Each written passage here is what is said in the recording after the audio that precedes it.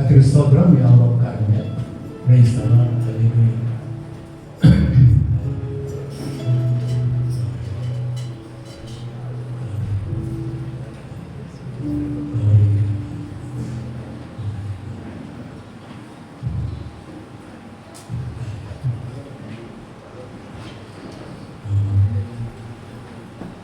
சரி, கர்த்தருக்கு ஸ்தோத்திரம்.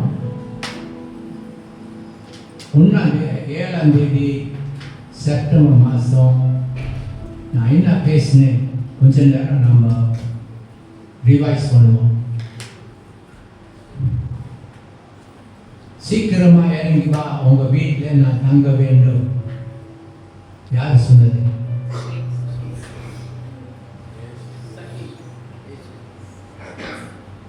யார் சொன்னது?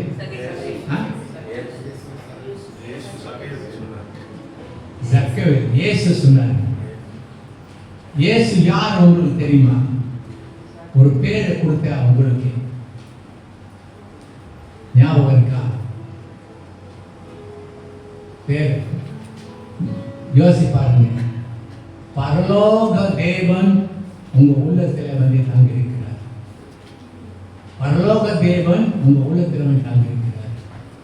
ஓகே, பரலோக தேவன் சக்கேயு வாழ்க்கையில தங்கின பிறகு என்ன நடந்துச்சு? என்ன நடந்துச்சு? அவரு பாவத்துல ஜீவிச்சிருந்தாரு, ஆண்களை ஏமாத்தி ஜீவிச்சிருந்தாரு. என்ன செஞ்சாரு? அதான் மன திரும்புதல். பாவத்திலிருந்து ஆண்களை ஏமாத்தி சம்பாதிச்சு சம்பாதிச்சிருந்தாரு. Okay okay, praise the Lord. Okay, சம்பாதிச்சு வீட்டில் வச்சிருந்தாரு. யாருக்கு தெரியாது. அவங்களா இயேசு உள்ள வந்த உடனே யார் அவருக்கு சொல்லலை பணத்தை திரும்பி கொடுக்குது, யார் சொல்லலை. ஆனால் அவருக்கு வந்து கன்விக்ஷன் கடவுள் உணர்த்தினார். நீ என்னுடைய பிள்ளை, பாவத்திலும் ஜீவிக்க முடியாது, இந்த காசில் திரும்பி கொடுத்துரு. எல்லாரும் போய் 4 மடங்கு திரும்பி கொடுத்துட்டார். திரும்பி கொடுத்துட்டு பாதி ஆஸ்தி கடவுள் கொடுத்தாரு. அப்புறம் ஆண்டவர் என்ன சொன்னாரு? என் வீட்டுக்கு யார் வந்திருக்கு? என்ன வந்திருக்கு? இயேசு வந்து பரலோக தேவன் இங்க இருக்கிறாரு. பரலோகத்திலே இனிமேல் இல்லை, அங்க உள்ளத்தில் வந்து இருக்கிறார். உள்ள இருக்கிறார். அதான் பரலோகத்தில். அதனால்தான் நான் அப்போ நீங்க இந்த பரலோக தேவன் எப்போது நீங்க செக் பண்ணிட்டு இருக்கணும். இந்த பரலோக தேவன் இருக்கிறாரா, அவங்க விட்டு போயிட்டாரா நீ செக் பண்ணிக்கிட்டே இருக்கணும். தெரியுதா? ஏன்னா ஒரு பெரிய ப்ராஃபெட் வாழ்க்கையில கடவுள் விட்டு போயிட்டாரு. ஆனால் அவருக்கு தெரியாது. அவர் நினைக்கிறாரு கடவுள் என்கிட்ட இருக்கிறாரு என்று நினைச்சிருக்காரு. சரி, நியாயாதிபதி புஸ்தகம் படிக்குவாங்க. ஜட்ஜஸ் தான் பின்னால் பைபிள் இருக்கு அவங்களுக்கு. எல்லாம் பைபிள் இருக்கு அவங்கக்கிட்ட. தொடங்க, எல்லாம் தொடர்ந்து நான் சொல்றது கேளுங்க. ஏன்னா ஆண்டவர் இயேசு வர போறாரு. ஜட்ஜஸ் சாப்டர் 16, 19, 20 எல்லாம் தொடர்ந்து பாருங்க. பின்னால் யாராவது படிக்கிறீங்களா? Shamla, can you read for me? Judges chapter 16 or 20, 19, 20. After Elvin will படிப்பார்.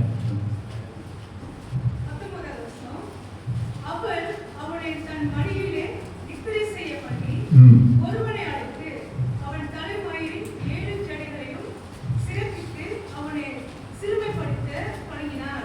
அவன் பலம் அவனை விட்டு நீக்கிற்று.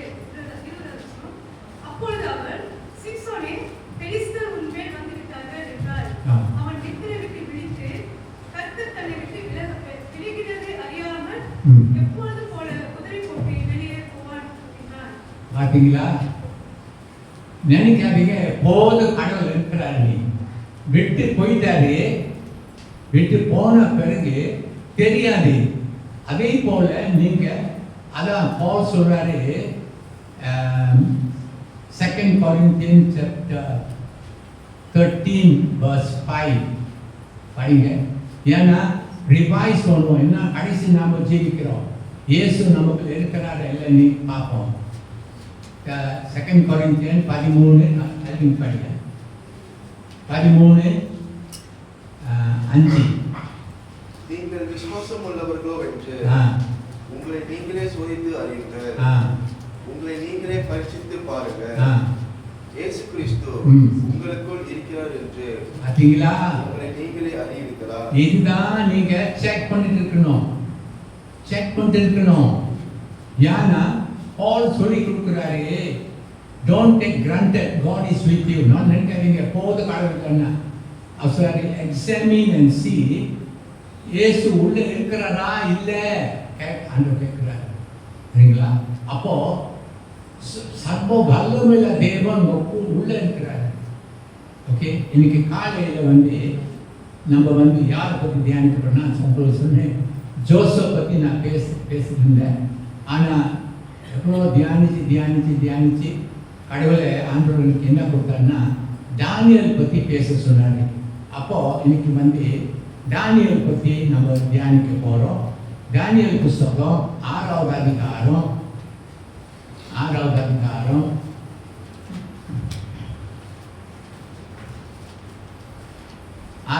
1, 2, 3, 4.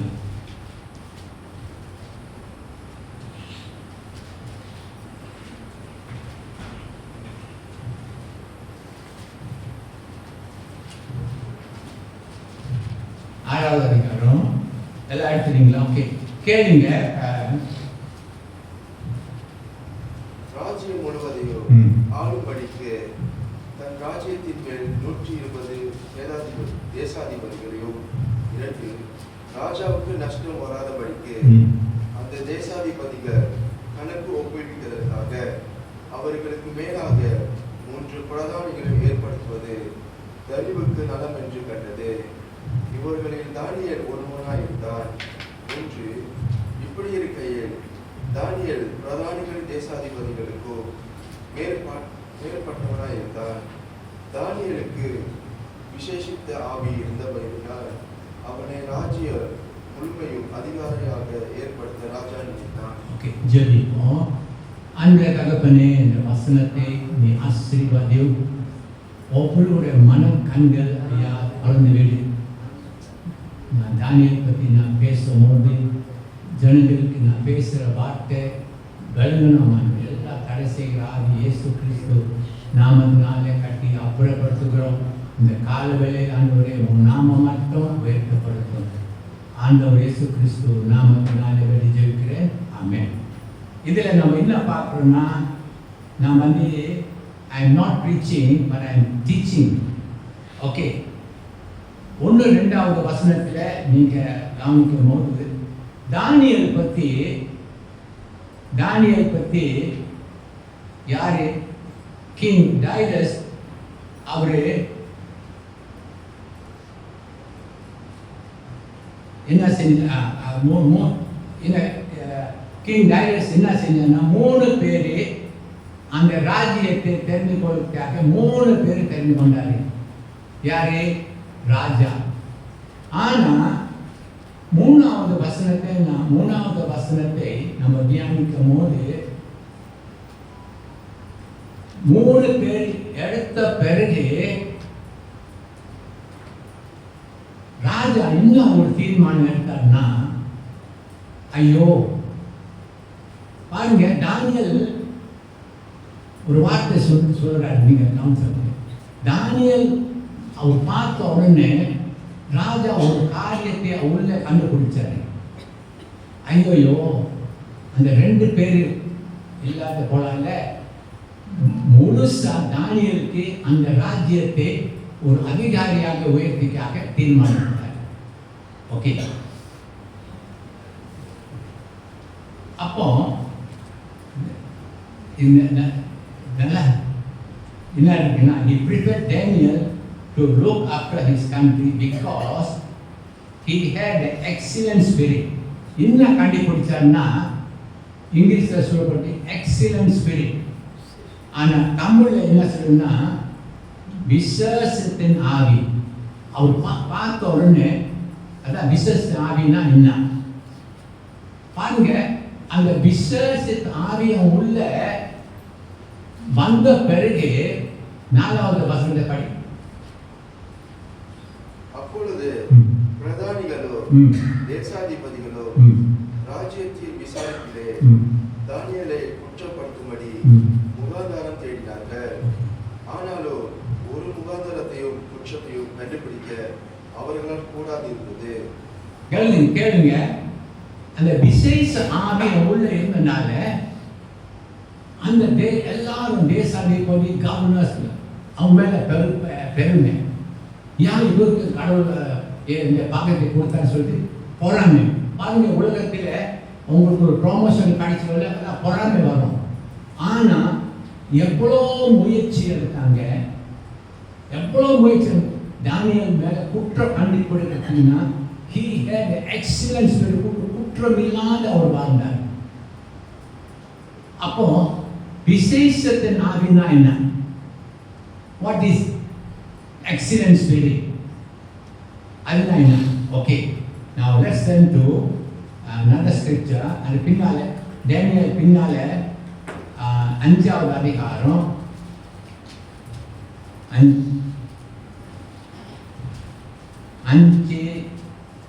10 11 நோட் பண்ணி வைங்க, உங்களுக்கு ரொம்ப பிரயோஜனமா இருக்கும். ராஜாவோ அவனுடைய பிரபுக்களோ சொன்னவைகள் ராஜாத்தி கேள்விப்பட்டு விருந்து சாலைக்கு பிரவேசித்தார். அப்பொழுது ராஜாவே, நீர் என்றும் வாழ்க, உமது நினைவுகள் உம்மை கலகம் பண்ணவோ உமது முகம் வேறுபடவும் வேண்டியதில்லை. 11 உம்முடைய ராஜ்யத்தில் ஒரு புருஷன் இருக்கின்றான், அவனுக்குள் பரிசுத்த தேவர்களுடைய ஆவி இருக்கிறது. உம்முடைய பிதாவின் நாட்களில் வெளிச்சமும் விவேகமும் தேவர்களின் ஞானத்துக்கு ஒத்த ஞானமும் அவனிடத்தில் காணப்பட்டது.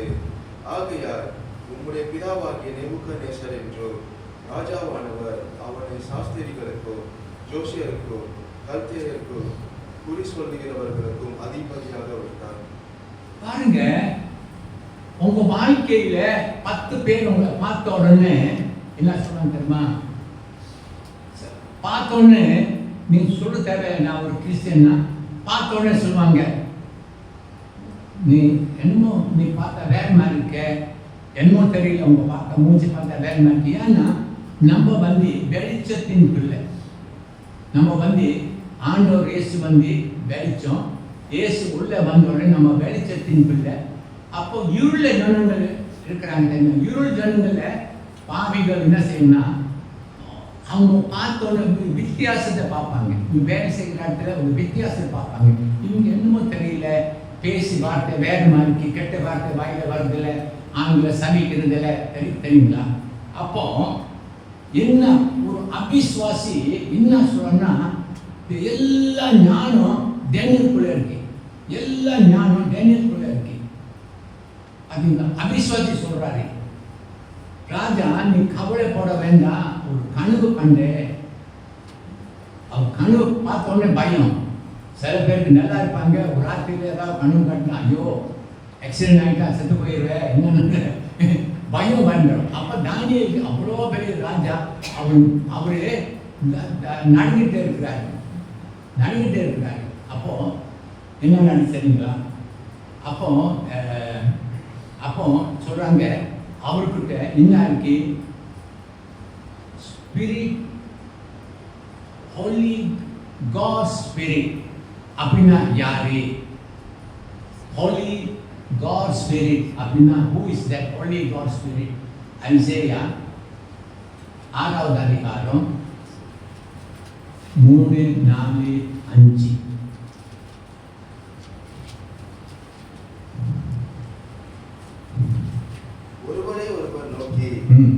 சேனைகளின் கர்த்தர் பரிசுத்தர் பரிசுத்தர் பரிசுத்தர், பூமி அனைத்துக்கும் அவருடைய மகிமையால் நிறைந்திருக்கிறது என்று கூப்பிடச் சொன்னார்கள்.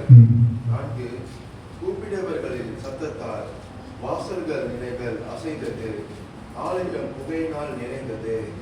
5 அப்பொழுது நான் ஐயோ அதமானே, நான் அசுத்தங்கள் உடலில் உள்ள மனுஷர், அசுத்த உடல்கள் உள்ள ஜனங்களின் நடுவில் வாசமாய் இருக்கிறவர், சேனைகளின் கர்த்தரோ ராஜாவாகிய என் கண்கள் கண்டதே என்றான். பார்த்தீங்களா? சரி, ஐசேயா அவ்வளவு நாளே இயேசு கடவுள் யாருன்னு தெரியாது. ஆனா தேவ தூதர்கள் ஹோலி ஹோலி ஹோலி ஹோலி ஹோலி ஹோலி சொன்னோடனே அப்போ மொத தரம் அவர் பார்க்குறாரு, ஐயோ நீ அசுத்த உள்ள மனுஷன், அசுத்த உள்ள கூட நான் வாழ்றேன், அசுத்த ஜனங்கள் கூட நான் வாழ்றேன், ஐயோ ஐயோன்னு அவரு மன திரும்புறாரு.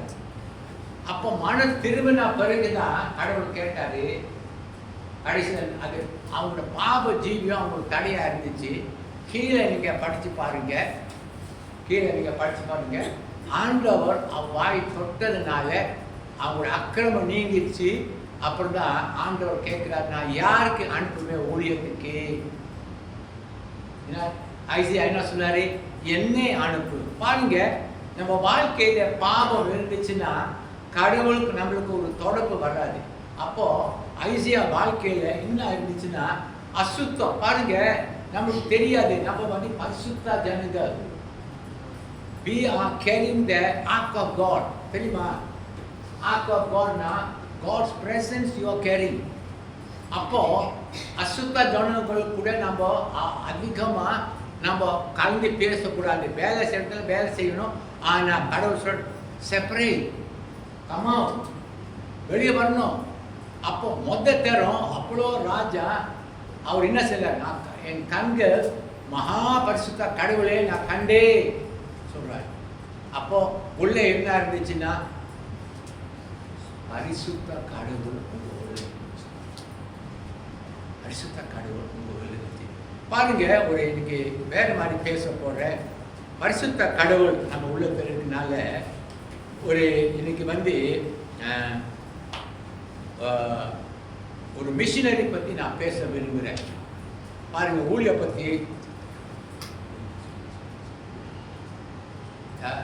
பத்தி நான் பேச விரும்புகிறேன். ஊழிய பத்தி வில்லியம் கேரி சொல்லிட்டு இந்தியாவில ஒரு ஊழியக்காரர் இருந்தார். அப்போ அவர் வந்து எத்தனை வருஷத்துக்கு முன்னே தெரியாது, அவர் உள்ளத்தில் ஒரு பாரம். அமெரிக்கா தேசத்திலிருந்து இந்தியா தேசத்துக்கு போனார். இந்தியா தேசத்துக்கு போய் அங்கே வந்து யாராவது கேட்டிருக்கீங்களா வில்லியம் கேரி பத்தி? வில்லியம் கேரி என்ன வேலை செஞ்சாரு தெரியுமா? இந்தியாவில் போயிட்டு ஊழியர் என்ன மாதிரி ஊழியர் செஞ்சாரு தெரியுங்களா? ஆச்சரியப்படுவீங்க. அவர் நல்லா படிச்சிருக்கிறாரு. ஆனா கடவுளுக்காக ஊழியத்துக்காக என்ன செஞ்சாரு தெரியுங்களா? ரோடு ஓரத்துல உட்காந்துட்டு ஆண்களை போலீஸ் பண்ணாரு. இப்படிதான் பாருங்க.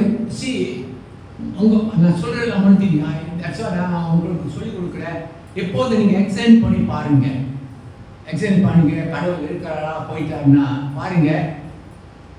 53 இயர்ஸ் நான் ரட்சிக்கப்பட்டு 53 இயர்ஸா என் வாழ்க்கையை அந்த ஆத்மா பாரம் விட்டுட்டு போல. ஏன்னா இயேசு இருக்கிற வரை உங்களுக்கு ஆத்ம பாரம் எப்போது இருக்கும். நான் சொல்றேன், ஆத்மா பாரம் இல்லாட்டி இயேசு கூட இல்லை, அது மனசுல வைத்து போடுங்க. அப்போ வில்லியம் கேரி என்ன செஞ்சாரு தெரியுங்களா? ஊழியர் செஞ்சு பாருங்க. அந்த தேசத்துல காஸ்பல் ஒன்று சேரல. இதே மாதிரி பேசி பேசி ஆண்கள் சத்தியத்தை சொல்லி சொல்லி சொல்லி 25 மொழியில 25 லாங்குவேஜஸ் ஒரு வெள்ளைக்காரன் 25 மொழியில குஜராத்தி, ஒரிசா, மராட்டி என்ன 25 மொழியில இந்த பைபிள் இன்டர்பிரேட் பண்ணாங்க. இந்த பைபிள் இன்டர்பிரேட் பண்ணாங்க. இன்னைக்கு இந்தியா தேசத்துல தமிழ் பைபிள் இருக்கு. யார் காரணம்? William carry. பாருங்க, இப்போ 25 மொழியில ஜனங்கள் சத்தியத்தை கேட்கிறாங்க. அப்போ இதுதாங்க ஊழியம்னா சபையில இருந்து பிரசங்கம். அவர் எப்படி ஊழியத்தை ஆரம்பிச்சாரு? கால் படி ஒரு சீன அம்மா இங்க சிங்கப்பூருக்கு வந்திருந்தாங்க, எல்லாம் போயிருந்தாங்க அவங்க பார்க்கறதுக்கு. அவங்க வந்து இந்த ஆண்டோட வார்த்தை பேசினால அவங்க ஜெயிலில் போட்டாங்க. ஜெயிலில் போட்ட உடனே அவங்க அதிகாரிகிட்ட போய் கேள்வியா அதிகாரிகிட்ட போய் என்ன கேட்டாங்க தெரியுமா? நான் பாத்ரூம் கழுவ போறேன். என்ன கழுவ போறேன்? பாத்ரூம் நான் சுத்தம் போன. எத்தனை ஹோட்டல்ல பெரிய அந்த சிறைச்சாலை எவ்வளோ பாத்ரூம், ஒவ்வொரு பாத்ரூம் கழுவிட்டு அங்க சிறைச்சாலை ஆண்கள் இருக்கிறாங்க. அவங்க சத்தியத்தை சொன்னாங்க. ஆனா இது வந்து நீ சும்மா இருக்க முடியாது. கடவுள் ஊழியம் வந்து நீ செஞ்சுட்டே இருக்கணும். யாராவது பேசணும், யாராவது சொல்லணும், யார் சாட்சி கொடுக்கணும், சரிங்களா? அப்போ பாருங்க, இந்த ஊழியம் அதான் ஊழியம். இப்போ அடுத்தது என்ன தெரியுங்களா? எவ்வளோ சாட்சி நான் உங்களுக்கு கொடுக்குறேன். நான் சொல்லியிருக்கிறேன், மாற்றி சொல்கிறேன். பைபிள் ஸ்கூலுக்கு நான் அப்ளை பண்ணேன். நான் நினச்சேன் தமிழ் ஸ்கூல் தான் எனக்கு பைபிள் இங்கிலீஷ் தான் கொடுப்பாங்கன்னு நினச்சிட்டு அப்போது ரொம்ப ஹாப்பியாக இருந்தேன். அப்போது அந்த பைபிள் ஸ்கூலில் இருந்து ஒரு பாஸ்டர் எனக்கு ஒரு சூறா அனுப்பியிருந்தார். பிரதர், நீங்கள் வந்து தமிழ் தமிழ் ஸ்கூல் வாங்க, ஜூன் மாதம் 9ஆம் தேதி திறக்கிறாங்க, அந்த அந்த அந்த பைபிள் ஸ்கூல் வாங்க. அதை பார்த்த உடனே என் காய்க்கால் நடந்து போச்சு. என்னடா தமிழ் பைபிள்! உண்மையை சொல்கிறேன், நான் பெருமை சொல்கிறேன். பேச தெரியாது, எழுத தெரியாது. பேச தெரியாது, மலையாளம் தான் பேசுவேன். எழுத தெரியாது. அப்போ எப்படி பிரசங்கம் பண்ண முடியும்? ஆனால் கடவுள் வந்து பாருங்க, தேவ வசனம் தான் அதிகமாக நீங்கள் படிக்கணும். என்ன பிலிப்பியர் புஸ்தகம் 4:13 சொல்லுது. என்ன சொல்ல? I can do all things through Christ that strengthens me. என்னை பலப்படுத்துகிற கிறிஸ்துவினால எல்லாவற்றையும் செய்ய பலம் உண்டு. அப்போ அந்த வசனத்தை படித்த பிறகு எனக்குள்ள ஒரு போல்ட்னஸ் வந்துச்சு. அப்புறம் ஜெகன் ஸ்டேஷனில் போய் ஒரு ஆனா ஊனா புக்கு வாங்கிட்டு அங்கே ஒரு ரிட்டையர்ட் டீச்சர் இருந்தாங்க. அவங்ககிட்ட போய் பாஸ்டர் ஐயா, டீச்சர் ஐயா, இன்னைக்கு இந்த தமிழ் கொஞ்சம் சொல்லிக் கொடுங்க.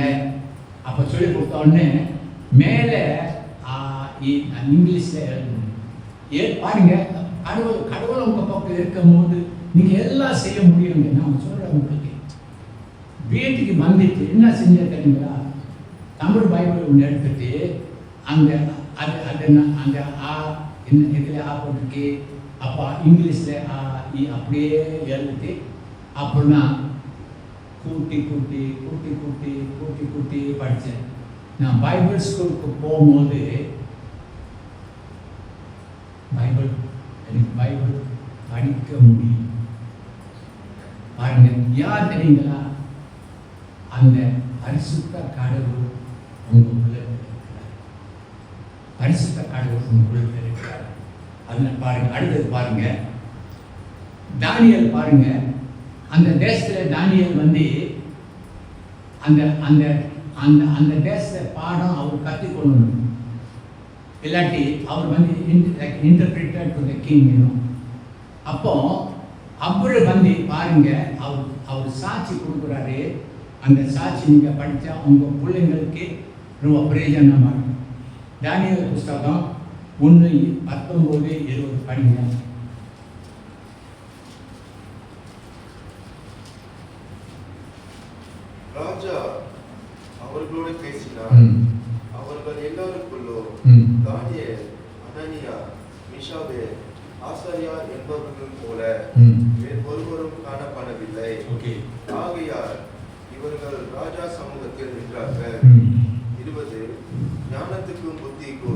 அடுத்த எந்த விஷயத்தில் ராஜா அவர்களை கேட்டு விசாரித்தானோ அதிலே தன் ராஜ்யம் எங்கும் உள்ள சகல சாஸ்திரிகளுக்கோ ஜோசியர்களுக்கோ அவர்களை 10 மடங்கு சமாந்தராக கண்டார். எத்தனை மடங்கு? அந்த தேசத்துல, இந்த தேசத்துல எல்லா பிள்ளைங்களை பார்க்கணும் 10 மடங்கு. ஸோ நம்ம பிள்ளைங்களுக்கு தாய்மார்களே காப்பன்மார்களே உட்காந்து இதில் சொல்லி கொடுங்க. இப்படிதான் உண்மையான அப்பா சேவிக்கிற கடவுள், இது மேலே நம்பிக்கை வை, இவர் உங்களுக்கு என்ன செய்வார், உங்களுக்கு உதவி செய்வார்னு நீங்கள் சொல்லி கொடுத்தா உங்கள் பிள்ளைங்க ஒரு சாட்சியாக ஒரு மார்க்ஸ் வாங்கும் போது கேட்பாங்க, யாரோட பிள்ளை இது, ஜான் கூட பிள்ளை, அம்மா கூட பிள்ளைன்னா பெருமை.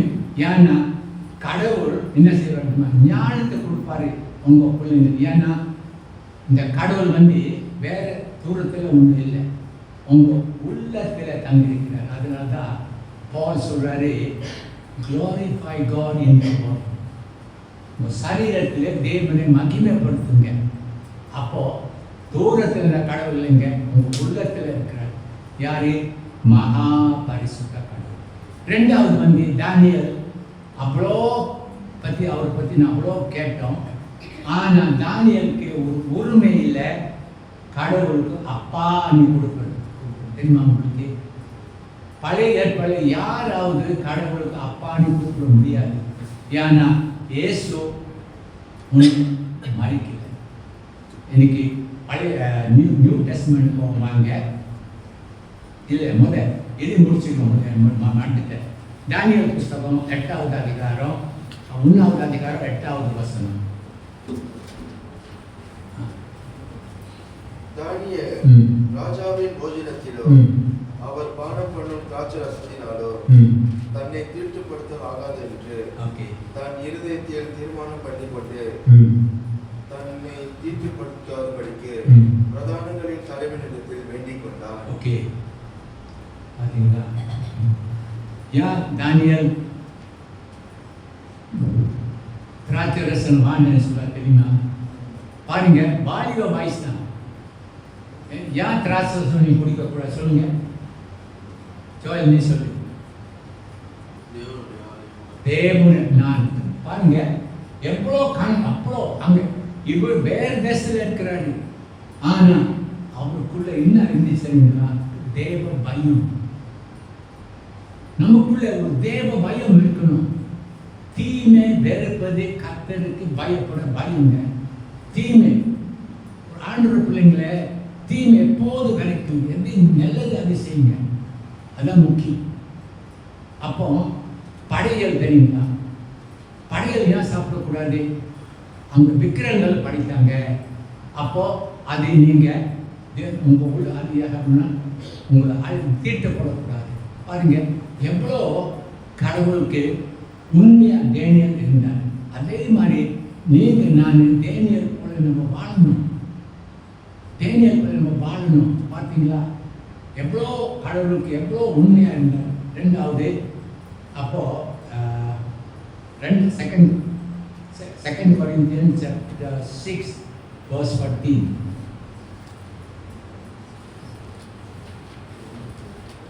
ஆறாவது அதிகாரம் 14வது வசனம்.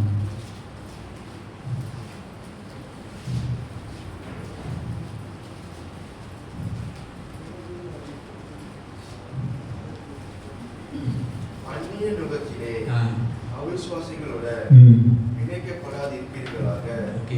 நீதிக்கும் அநீதிக்கும் சம்பந்தம் எது? ஒளிக்கும் இருளுக்கும் ஐக்கியம் எது? ஓகே, இது வந்து நம்ம ஒவ்வொரு விசுவாசிகளுக்கு கேளுங்க. எல்லாரும் இங்கே முடிஞ்சு பாருங்க. ஒவ்வொரு விசுவாசிகள் நீங்கள் கேளுங்க. ஆல்வேஸ் நீங்கள் மறக்கக்கூடாது. நீங்கள் சாதாரண மனுஷன் தெரியுங்களா? You are carrying the presence of God in you. God presence கூட இருக்கு. நீ காரி ஓட்டும் போது அவர் கூட இருக்கிறாரு. நீ நடந்த போது பாருங்க, ஜோசப் சிறைச்சாலை இருந்தாரு, கடவுள் சிறைச்சாலை கூட இருந்தார். அப்போ நம்முடைய லைட் அண்ட் டார்க்னஸ், இருளுக்கு வெளிச்சத்துக்கு always you separate your self. நீங்கள் ஆவிக்குரிய வாழ்க்கையில் நல்லா இருப்பீங்க. நீங்கள் உங்கள் கோசு ஃப்ரெண்ட்ஸ் கட்டம் நல்ல கிறிஸ்தவ ஐக்கியம் கொடுங்க. உங்கள் ஸ்பிரிச்சுவல் லைஃப் ரொம்ப நிறுத்த. அதெல்லாம் பால் சொல்கிறாரு, என்ன சொல்கிறாரு? கேர்ஃபுல், ஐக்கியம். ஓகே, அப்புறம் அது அடுத்த வசனம் வந்து 16 படி. தேவனுடைய ஆலயத்துக்கும் விக்கிரகங்களுக்கும் சம்பந்தம் எது? ஓகே, நான் அவர்களுக்குள்ளே வாசம் பண்ணி அவர்களுக்குள்ளே உலாவி அவர்கள் தேவனாய் இருப்பேன், அவர்கள் என் ஜனங்களாய் இருப்பார்கள் என்று தேவன் சொன்னபடி நீங்கள் ஜீவனுள்ள தேவனுடைய ஆலயமாய் இருக்கிறீர்களே. நான் சொல்லலைங்க, பால் எழுதிருக்காங்க. என்ன சொல்றாருன்னா, நீங்க ஜீவனுள்ள தேவன் ஆலயம், God's presence is in you. ரொம்ப கேர்ஃபுல்லா இருங்க, ரொம்ப கேர்ஃபுல்லா பி ஃப்ரெண்ட். பட் அவங்களுக்குள்ள ஐக்கியம் இருக்கும் போது கண்டெமினேட். இன்னும் ஒரு ஒரு ஒரு ஒரு பாஸ்டர் எழுதியிருந்தாரு, சில வீடியோ ஹேண்ட்ஃபோன் நீங்கள் நீங்கள் பார்க்கும்போது அது கண்டெமினேட், பரிசுத்த, அப்புறம் அந்த உலக ஆவி, இந்த ஆவி கண்டெமினேட் யுவர் ஸ்பிரிட். அப்போ அவங்களோட இஃபெக்டிவாக அவ்வளோ இருக்காது. என்ன சொல்லுவாங்க, அந்த அவங்க எக்ஸ்பிளைன் தெரியல, பவர் இருக்காது அங்கே. ஏன்னா அந்த ஸ்பிரிட், இந்த ஸ்பிரிட் கண்டெமினேட்னா வீக்கெண்ட் யுவர் ஸ்பிரிட், பலவீனமாக இருக்கீங்க. ஏன்னா அந்த ஒரு இங்கிலீஷ் இதில் படித்தேன். ஸோ அசிங்கமான காரியங்கள், அசுத்தமான படங்கள் நிறைய பேர் சொல்கிறாங்க. இப்போ கிறிஸ்தவர் பார்க்கலாம், டான்ஸ் ஆடலாம், எல்லாம் செய்யலாம். ஆனால் நம்ம சபையில் ஏன் நான் செய்யக்கூடாதுன்னு சொன்னேன்னா, யூ ஆர் கேரிங் பரிசுத்த ஆவி உங்களை உள்ளத்தில் கேரி பண்ணி பார்க்கலாம். இவருக்கு என்ன நடந்துச்சு? சாம்சன் விஸ்வாசி, ஒரு விஸ்வாசி, கடவுள் இருக்கிற விஸ்வாசி யார் கூட ஐக்கியம் கொண்டாரு? அவிஸ்வாசி பெண்ணுகிட்ட ஐக்கியம் கொண்டாரு. அவ்வளோதான். ஏன் விட்டுட்டு போயிட்டாரு?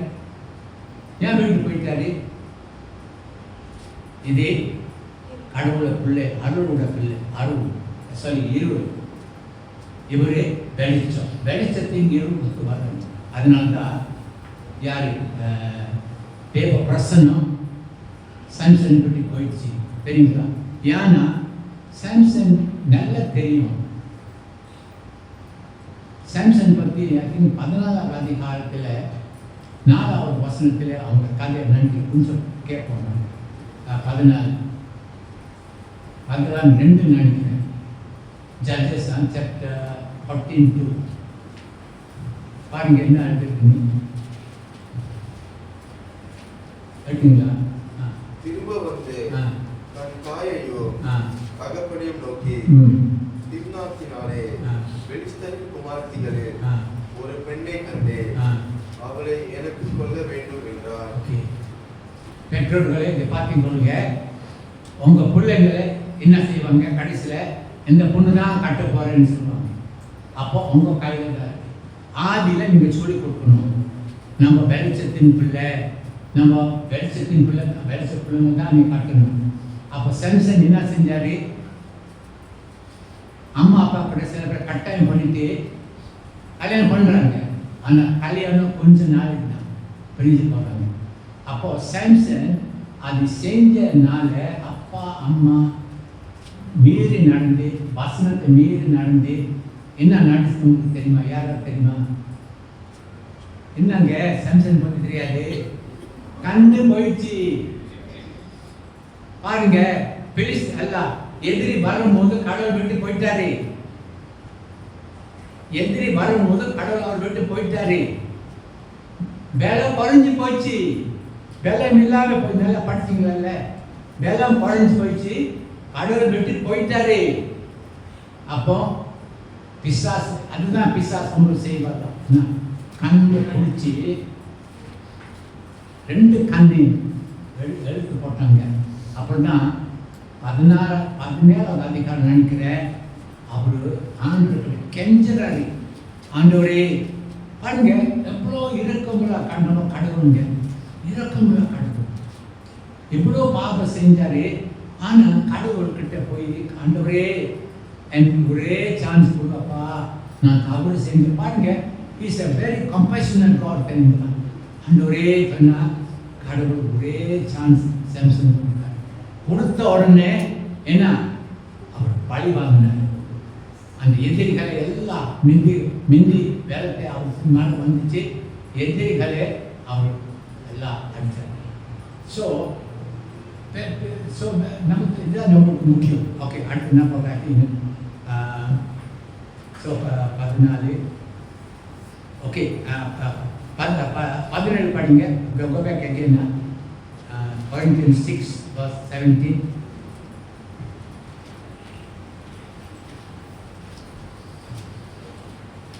17 பாருங்க.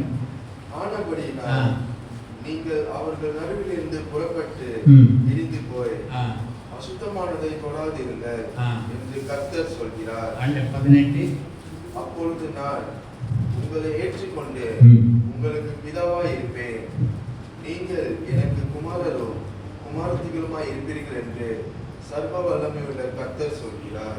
கேளுங்க எல்லாரும், மறுபடி படியா. பின்னால் யாராவது சமண கண்ணி வீட் மம்மியா எல்லாம் பின்னால் எல்லாம் கேட்கட்டும்.